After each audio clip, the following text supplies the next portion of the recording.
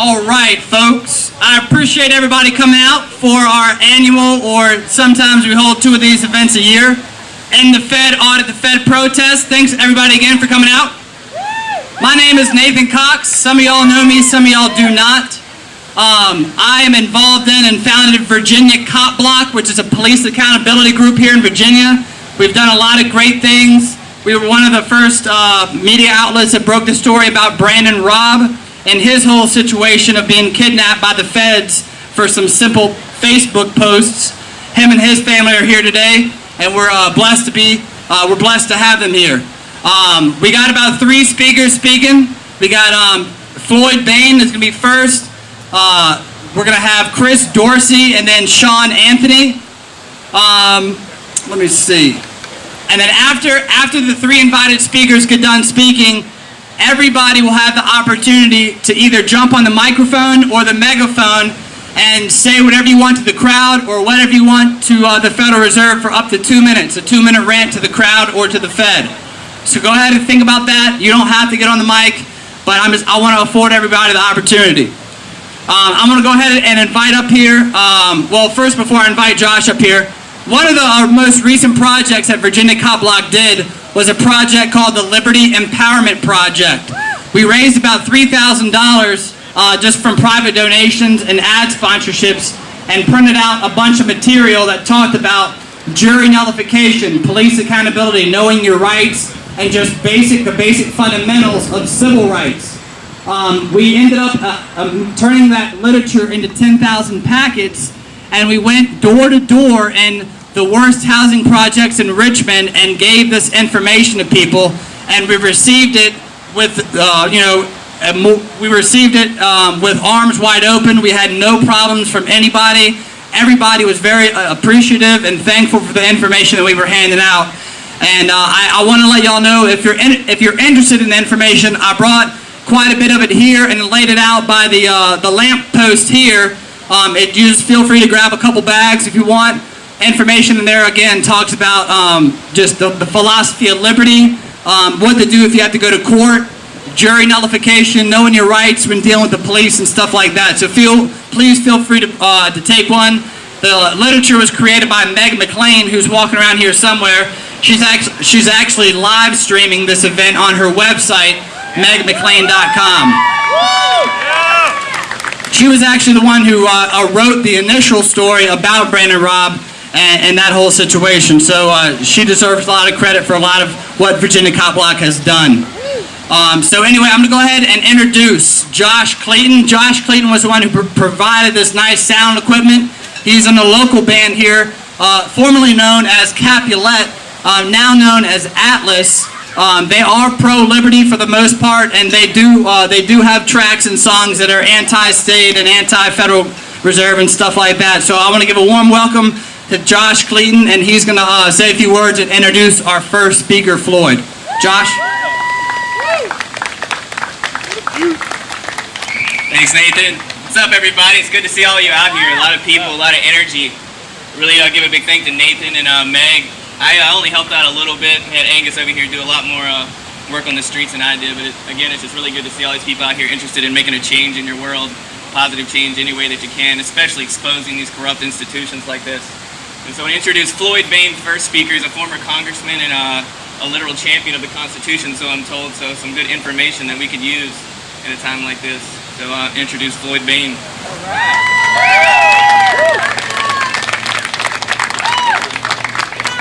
Got my vote. Hey guys, well, a little bit of a correction here. I'm not a former congressman, but I have run for it. I apologize. That's okay. It's a nice thought. Well, guys, how's everybody doing today? Good. Yeah. Good. Big thank you to Nathan and all the folks that helped put this together. It's important that we get together to make sure people hear our voices and to stay in touch with people of like mind, so we know that we're not the only ones out here doing this. I know if you guys are anything like me, there are times when you're sitting at home watching TV or reading a paper or something and you think, does anybody else care about this stuff? Am I the only guy who's thinking this right now? Every day, man. All right, good. That's why this is important, so we all know that there are some others doing it. When Nathan asked me to speak today, I wasn't sure exactly what I was going to talk about. I mean, you guys know what the problem is. Many of you are well educated on the numbers and the mechanism that is the Federal Reserve. So what could I tell you that you didn't already know? It occurred to me, as someone who's run for political office, that we don't hear enough about something called political will. By that I mean the will to step up, do the right thing, and recognize that the Fed is the problem and work to abolish it. In recent history, you can count the number of national representatives who have spoken against the Fed on one hand. And you can count on the fact that the media and the political machines in this country will do everything they can to paint those few representatives as being the crazy ones. Am I right? I mean, we saw how the party treated Ron Paul in Florida. We've seen how the media treats him. So you guys know what I'm talking about. So I decided that I would address this lack of political will among the vast majority of our elected representatives. Let me ask you guys here today, do you know where your representative stands on the issue of the Federal Reserve, auditing or abolishing it? Well, I know where mine stands, and that's one of the reasons I ran against him. Have you ever heard him or her speak out with any conviction or sincerity about, at the very least, auditing the Fed or abolishing the Fed? No! I know mine certainly hasn't. In fact, when Ron Paul first introduced his Audit the Fed bill a couple of years ago, my representative, Mr. Cantor, took almost 18 months to come on board. And he had to be pushed to do that. Is the idea of a national bank new to our country? Is it to be viewed as only a 20th or 21st century creation and problem? Or has the idea of a national bank been presented to us before?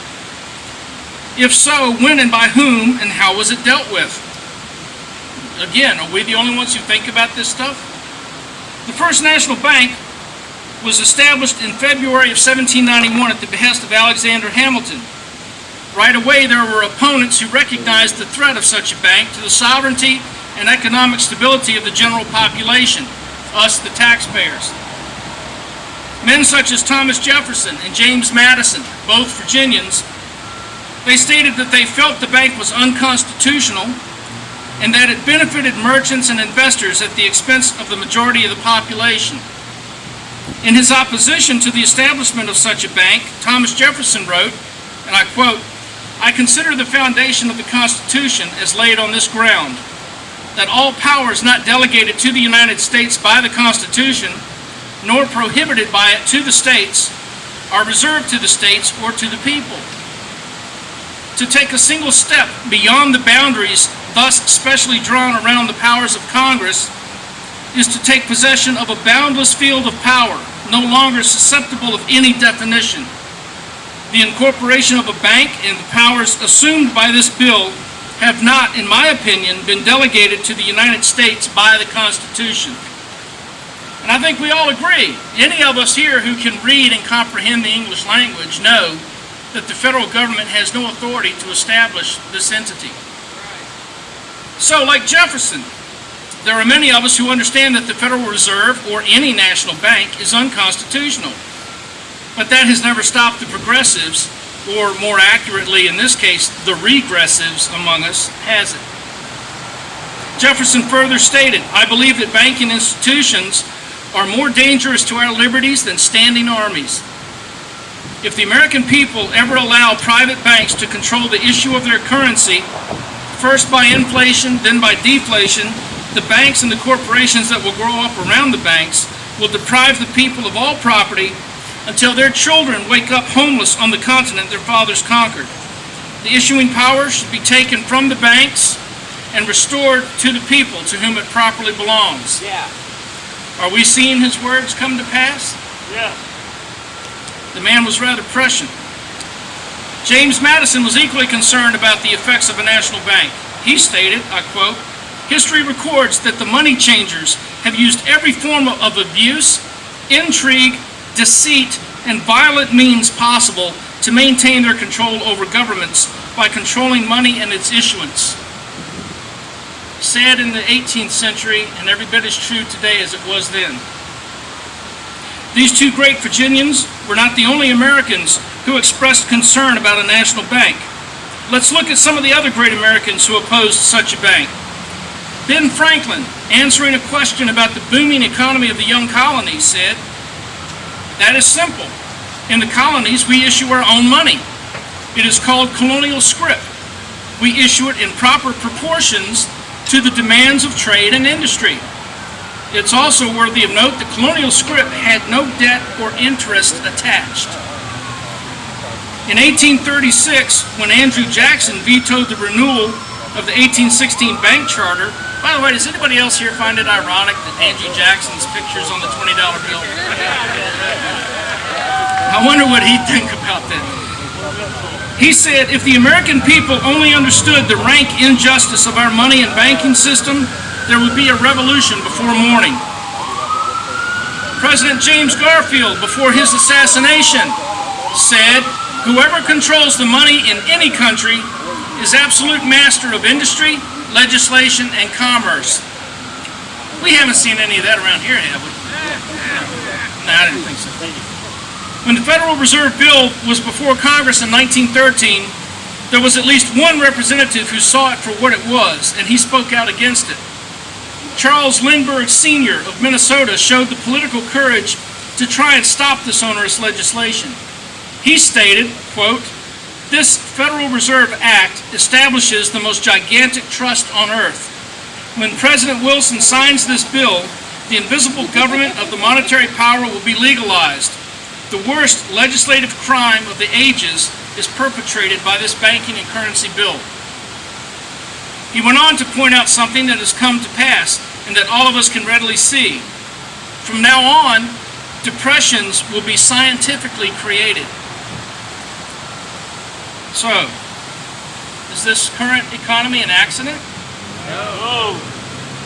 Before his assassination in November of 1963, John F. Kennedy issued an executive order which called for the issuance of new currency, the United States note. At the time, $4,292,893 of this currency was put into circulation. This new currency was to be distributed through the U.S. Treasury and not the Federal Reserve System. Furthermore, it was to be issued debt and interest-free. Upon Kennedy's assassination, this currency was withdrawn from circulation, never to be issued again. Coincidence? I think not. And the most recent voice speaking out against the Fed, our national bank, has been Congressman Ron Paul of Texas. We have seen what the media and the party have tried to do to him, yet after 30 years of consistently beating home the message of audit or abolish the Fed, we have only recently seen some small movement in that direction. In a rare moment of bipartisanship, the House overwhelmingly passed a bill presented by Representative Ron Paul to audit the Federal Reserve. Even though the bill would be watered down in the Senate, the resulting audit by the Government Accounting Office revealed some startling numbers. Was Thomas Jefferson right? You tell me. $16 trillion has been secretly given out to U.S. banks and corporations and foreign banks everywhere from France to Scotland. Among those who received the largest loans were Citigroup, $2.5 trillion, Morgan Stanley, $2.04 trillion, Merrill Lynch, $1.949 trillion, Bank of America, $1.344 trillion, and Barclays PLC in the United Kingdom, $868 billion. And that's just the top 5. I'm not even including all the foreign entities that received money. And just how much of that money do you suppose made its way back into the campaign coffers of various congressmen and senators? Again, this is no accident. Wouldn't that make for an interesting audit?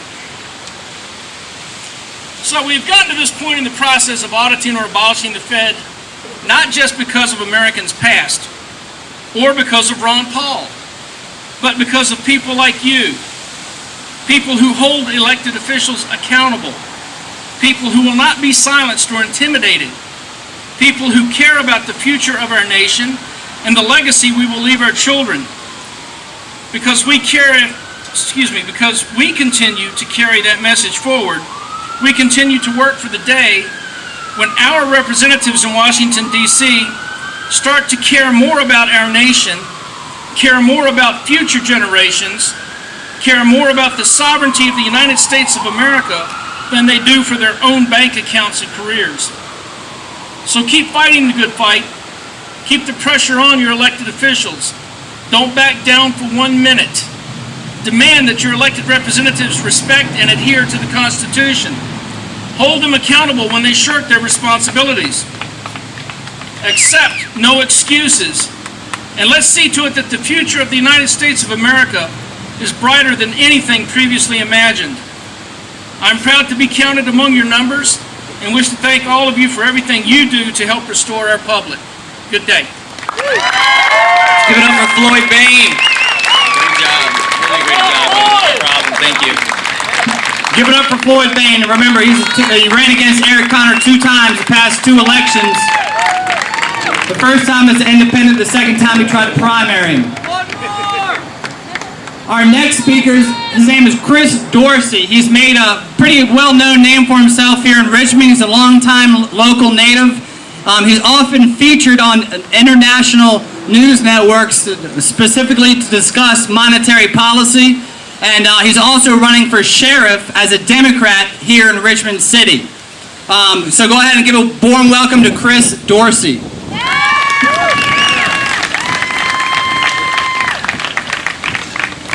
Hi, I'd like to thank everybody for the opportunity to speak to you today. My name is Chris Dorsey. I want to thank Nathan and Igor and all the rest of the people who put a lot of work into making this event happen and, give us a little organizing to carry out our First Amendment guarantee.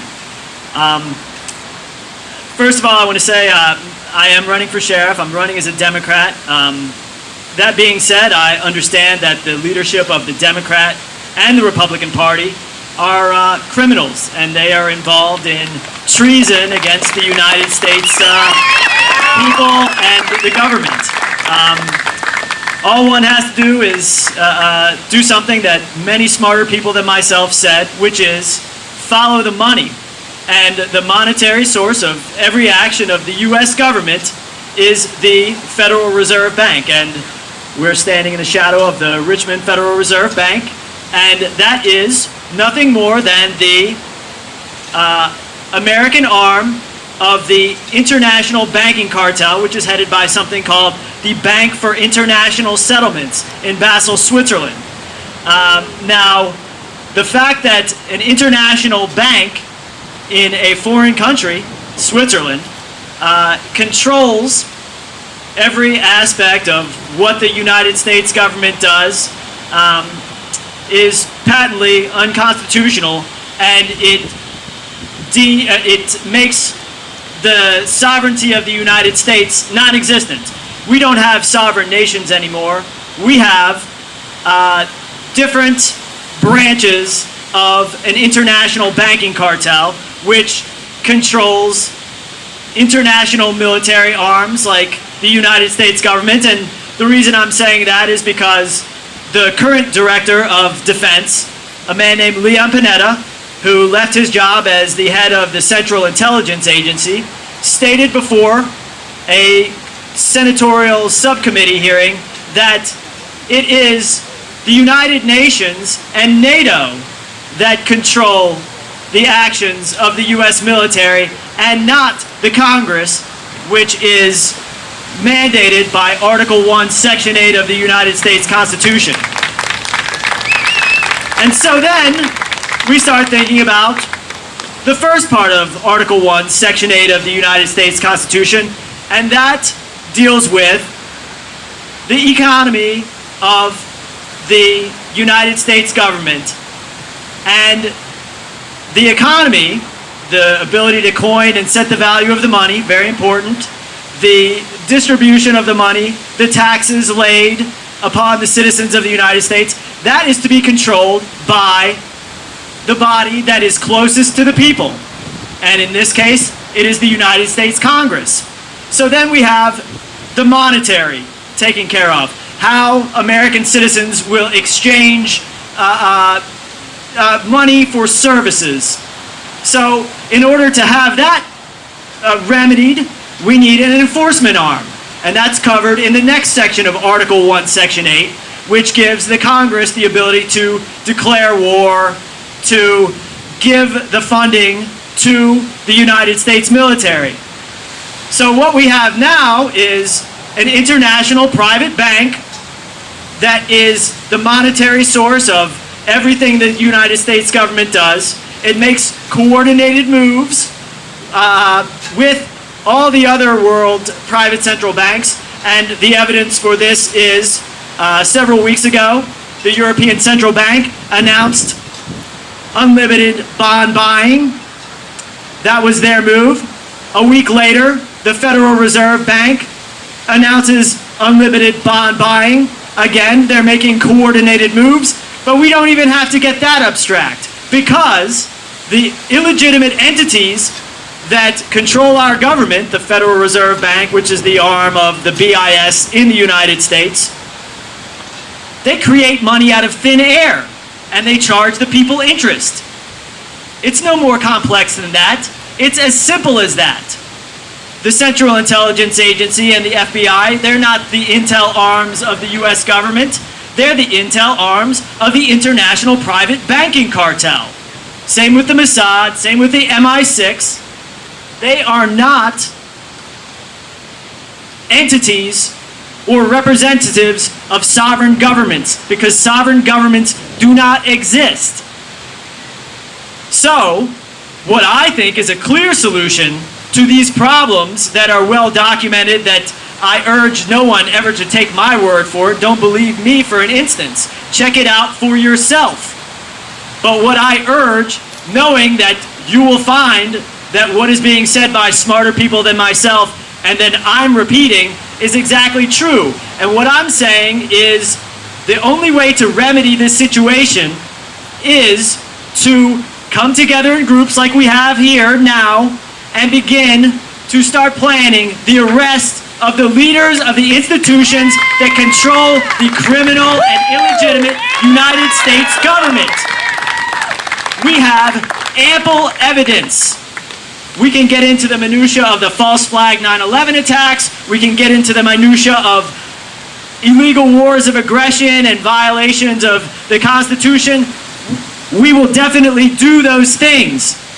But what I'm saying at this point is that we need to come together and state we are here to do one thing, and that is to enforce the law, because the most egregious crimes committed by the United States government and all the most pertinent actions taken by the United States government, they're all violations of the Constitution.